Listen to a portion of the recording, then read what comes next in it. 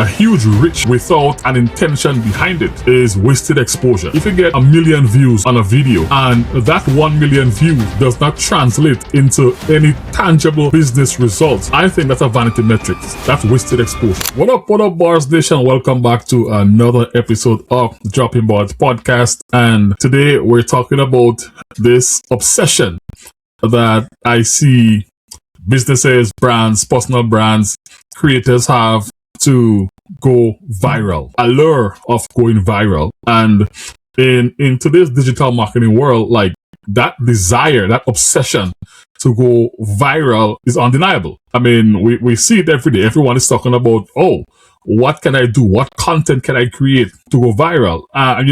We're seeing, for example, a brand post one quirky video. It explodes across the internet, racking up millions of views. And in that fleeting moment in time, it's there in the spotlight. It creates, a cultural thing. It's in the cultural spotlight. And for a day or so, they are the talk of the tongue. And then just as quickly, they disappear back into the digital void. And what that creates is an endless pursuit of viral fame. And to me, that's a trap, because I think that chasing it, or chasing that virality, that constant virality, is like trying to capture lightning in a bottle. No, let me get this. Let me say this. I am not saying that going viral is bad. That's not what I'm saying. I'll explain this whole phenomenon in a minute. I just want to make it very clear. I am not saying going viral is bad. I want to go viral. But it is the obsession, the focus of brands and businesses to just focus on what can we do to go viral. If that's the focus of your marketing, I think something is wrong. And let me explain where I'm coming from with this. Now, this constant chasing of virality, like I said, it's like trying to capture lightning in a bottle. It's a spectacular flash of energy that ultimately leaves you in the dark. It's a strategy built on hope and luck rather than intention and connection. Because the truth is, as much as many people say they can engineer virality, and yes, I've seen some creators, social media marketers, that they're really good. Everything they touch, they can get it to really go viral.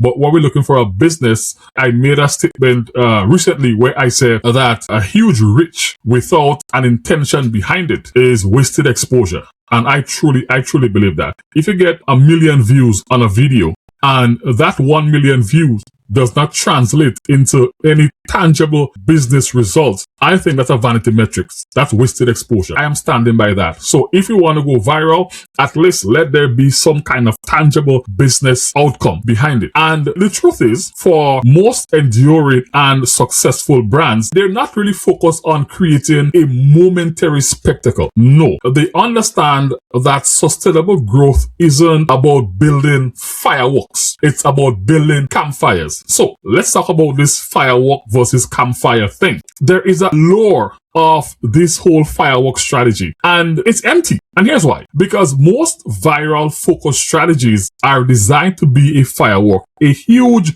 loud, brilliant burst of attention. And for a few seconds, everybody looks up and they say, wow, and it's captivated by display. But what happens after the finale? The crowd disperses, the sky goes dark again, and the moment is forgotten. It reminds me of, when I take the kids to see the firework for independence. And we stand there and we look up in the sky and the fireworks is going off and everything is great, and then it's over. It's for a moment and then it's over. The sky goes back to normal and then everybody leaves, and that's it. That's a moment until the next year again. That's what the fireworks is all about. And when we're chasing virality, it's almost the firework mindset, I believe. It obsesses over vanity metrics like views and reach, attracting a broad but incredibly shallow audience. And in many cases, these people aren't interested in your brand, your mission, your product, your business. They're just there for the show. That's really it. Because like I said, you can get 1 million views, but if those 1 million views on a video does not translate into tangible business results, that's a vanity metric. That's fireworks. So this approach results in a dramatic temporary spike in attention, but it doesn't translate into sustainable growth, customer loyalty, or a resilient brand. You've been seen, but you haven't been heard or valued. And that is where the campfire comes into play. So let's look at the alternative, right? The campfire starts small. It requires patience and consistent effort. You can't just light it and walk away. You have to gather the right fuel. You have to arrange it carefully and tend to the flames to keep it burning bright. Unlike a firework, the campfire provides warmth. It creates a center of gravity. It doesn't demand attention with a loud bang. It draws people in with its steady, inviting glow. People don't just glance at a campfire. They gather around it. They pull up a chair. They share stories. They listen. They connect with one another. It's a space for building genuine relationship. And this is the essence of a community building content strategy. It focuses on engagement and trust by sheer numbers. So by consistently providing warmth, value, and a space for conversation, you attract a dedicated niche audience. And those are your true fans. They are the people who not only stick around, but they become powerful advocates who invite others to join them by that campfire. So then how do you then build your campfire? How do you build that mindset? The first thing to do is we need to shift from a firework to a campfire strategy. And that requires a fundamental change in how you measure success and how you create content. So the firework mindset, like I said, it's viral chasing, right? So this approach prioritizes a single big win. It obsesses over views. It leads to content that is often off-brand or in pursuit of mass appeal, and it attracts an audience with no loyalty. The immediate return is high visibility, but the long-term return is really negligible. Contrast that with the campfire mindset, which focuses on community building. Now, this approach prioritizes consistent effort. It focuses on creating a powerful, self-sustaining ecosystem that is built on trust. And here, success is measured by engagement, by repeat visits, and the quality of the conversation. Now, the audience here is smaller and is more specific. But guess what? They are more deeply invested and become your greatest marketing asset. So, to start building your campfire, I encourage you to build a campfire. Focus on content that serves, that educates, and that connects with your ideal audience. Ask questions, respond to every comment, and facilitate discussion. Be the host of the gathering, not just the entertainer on stage. So I am encouraging you to choose that enduring long-term warmth over just a spark, a moment in time. And the internet has this notoriously short memory for your fireworks anyways. I mean, that viral video from last month is already ancient history. But guess what? People will always remember and return to a place where they feel seen, heard, and valued. They will always come back to a warm campfire. So the ultimate goal isn't to be seen by everyone for a second. It is to be seen by and to be seen and valued by the right people for a lifetime. So what I'm going to encourage you to do is take a look at your content strategy and ask yourself, are you spending your time and resources trying to create the next big boom, the next big explosion? Or are you patiently and purposefully building a fire that will burn for years to come? I think that we need to get away from this constant obsession with, in my business, what can I do to go viral? And focus on, in my business, what can I do to build a community of people, of fans, of customers around my business that I know will support me for years and years to come. And that's the mindset that we need to have. That's it.